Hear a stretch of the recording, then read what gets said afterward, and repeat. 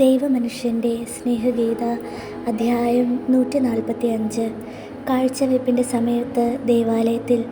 ജാബാസിൻ്റെ കൈ പിടിച്ചുകൊണ്ട് അവൻ്റെ പിതാവിൻ്റെ സ്ഥാനത്ത് ദേവാലയ അങ്കണത്തിലേക്ക് പ്രവേശിക്കുന്ന പത്രോസ് എത്ര മഹിമയോടെയാണ് നടക്കുന്നത്! മറ്റുള്ളവരെല്ലാം പിന്നാലെയുണ്ട്. ദേവാലയത്തിലേക്ക് കയറാൻ ലജ്ജ കാണിക്കുന്ന എൻഡോറിലെ ജോണിനോട് സംസാരിക്കുകയാണ് ഈശോ. പത്രോസ് വളർത്തുപുത്രനോട് ചോദിക്കുന്നു, നീ ഇതിനു മുമ്പ് ഇവിടെ വന്നിട്ടുണ്ടോ? ഞാൻ ജനിച്ചപ്പോൾ എന്നെ ഇവിടെ കൊണ്ടുവന്നു, എന്നാൽ ഞാൻ ഓർക്കുന്നില്ലപ്പാ. അതുകേട്ട് പത്രോസും മറ്റുള്ളവരും ചിരിക്കുന്നു. അവർ പറയുന്നു, ഞങ്ങളും നിന്നെപ്പോലെ തന്നെയാ. ഞങ്ങൾ ജനിച്ചപ്പോൾ വന്ന കാര്യം ഞങ്ങളും ഓർക്കുന്നില്ല. ഇതേ ചോദ്യം തന്നെ ഈശോ എൻഡോറിലെ ജോണിനോടും ചോദിക്കുന്നു.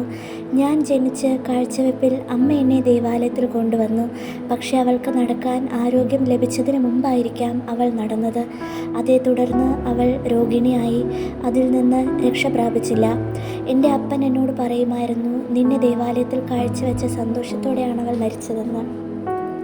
പാവം അമ്മ. അവൾ എന്താണ് കാഴ്ചവെച്ചത്? ഒരു ഭാവി കൊലയാളിയെയോ? ജോൺ, ഇങ്ങനെ പറയാതിരിക്കൂ. അന്ന് നീ ഫെലിക്സ് ആയിരുന്നു, ഇന്നാകട്ടെ ജോൺ. ദൈവം നിനക്ക് നൽകിയ വലിയ കൃപയെ ഓർക്കണം. കഴിഞ്ഞുപോയ അധപതനത്തിൻ്റെ കഥയെല്ലാം മറന്നു കളയുക. പുത്രനായ എൻ്റെ കരങ്ങളിലാണ് നീ ഇപ്പോൾ ആനയിക്കപ്പെട്ട് തിരികെ വരുന്നത്. ഞാൻ നിന്നെ ബലിപീഠത്തിലേക്ക് നയിക്കുന്നെങ്കിൽ അതിൻ്റെ അർത്ഥം എല്ലാം ക്ഷമിക്കപ്പെട്ടു എന്നെനിക്കറിയാമെന്നാണ്. ജോൺ തേങ്ങിക്കൊണ്ട് പറയുന്നു, ദൈവമേ, അങ്ങേക്ക് നന്ദി. അതേസമയം പത്രോസ് ദേവാലയത്തിലെ കാഴ്ചകൾ ജാബാസിനെ കാണിച്ചുകൊണ്ട് നടക്കുന്നു. അവർ തങ്ങളുടെ കാഴ്ചകൾ അർപ്പിക്കുന്നതിന് ഭണ്ഡാരത്തിൻ്റെ അടുത്തെത്തിയപ്പോൾ അരമത്യാക്കാരൻ ജോസഫിനെ കാണുന്നു. നിങ്ങൾ എപ്പോൾ എത്തി? ഇന്നലെ വൈകിട്ട് വന്നു. അപ്പോൾ ഗുരുവോ? അവൻ അതാ അവിടെയുണ്ട്. ഒരു പുതിയ ശിഷ്യൻ്റെ കൂടെ ഇങ്ങോട്ട് വരികയാണ്. ജാബാസിൻ്റെ കാര്യവും അവൻ്റെ പ്രായപൂർത്തി ചടങ്ങിന് പുരോഹിതന്മാരോട് കൂടി ഉണ്ടാവുകയാണെങ്കിൽ പുരോഹിതന്മാർ പത്രോസിൻ്റെ പേരിൽ ബാലന് ശല്യമൊന്നും ചെയ്യുകയില്ലല്ലോ എന്ന് പത്രോസ് ആവശ്യപ്പെടുന്നു. ജോസഫ് സമ്മതിക്കുന്നു. ഈശോ എത്തി. ജോസഫേ, നിനക്ക് സമാധാനം. നിന്നെ കാണാൻ ഇടയായതിൽ സന്തോഷം. ഗുരുവേ, എനിക്കും അങ്ങേ കാണാനിടയായതിൽ സന്തോഷം. നീ ഗത്സമനയിലാണോ താമസം? ആയിരുന്നു, എന്നാൽ പ്രാർത്ഥന കഴിഞ്ഞ് ബഥനിയിലേക്ക് പോകും.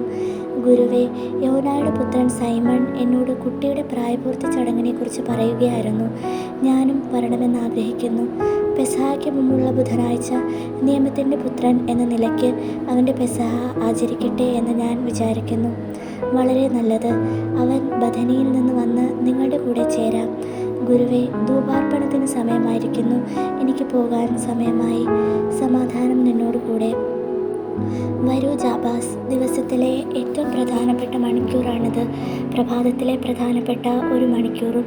പകൽ മനുഷ്യൻ ചെയ്യുന്ന എല്ലാ പ്രവൃത്തികളിന്മേലും ദൈവാനുഗ്രഹം ഉണ്ടാകേണ്ടതിനായി അവൻ ദൈവത്തെ സ്തുതിക്കേണ്ടതാണ്. എന്നാൽ സന്ധ്യാസമയത്ത് ആ സ്തുതി കുറെ കൂടി ആഘോഷമാക്കണം.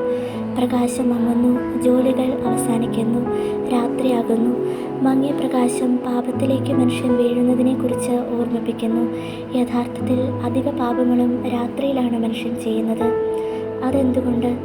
കാരണം ജോലിയിൽ വ്യാപൃതരല്ലാത്തതിനാൽ എളുപ്പത്തിൽ ദുഷ്ടൻ്റെ കെണിയിൽ വീഴുന്നു. അവൻ്റെ ആകർഷണങ്ങളും ഭയപ്പെടുത്തലുകളും ആ സമയത്താണ് കൊണ്ടുവരുന്നത്. അതിനാൽ പകൽ സമയത്ത് നമുക്ക് ലഭിച്ച സംരക്ഷണത്തിന് നന്ദി പറഞ്ഞ ശേഷം രാത്രിയിൽ എല്ലാ ഭയാശങ്കകളിൽ നിന്നും പ്രലോഭനങ്ങളിൽ നിന്നും രക്ഷിക്കണമേ എന്ന് ദൈവത്തോട് പ്രാർത്ഥിക്കണം. രാത്രിയും ഉറക്കവും മരണത്തിൻ്റെ പ്രതീകങ്ങളാണ്. കർത്താവിൻ്റെ അനുഗ്രഹങ്ങളോടെ ജീവിച്ച ശേഷം അന്ധകാരത്തിലേക്കല്ല, പ്രകാശമേറിയ പ്രഭാതത്തിലേക്ക് ഉറങ്ങാൻ പോകുന്നവർ അനുഗ്രഹീതരാകുന്നു. ധൂപാർപ്പണം ചെയ്യുന്ന പുരോഹിതൻ നമ്മുടെ എല്ലാവരുടെയും പേർക്കാണ് ചെയ്യുന്നത്. ദൈവത്തോട് ചേർത്തിരിക്കുന്ന എല്ലാവർക്കും വേണ്ടി പുരോഹിതൻ പ്രാർത്ഥിക്കുന്നു.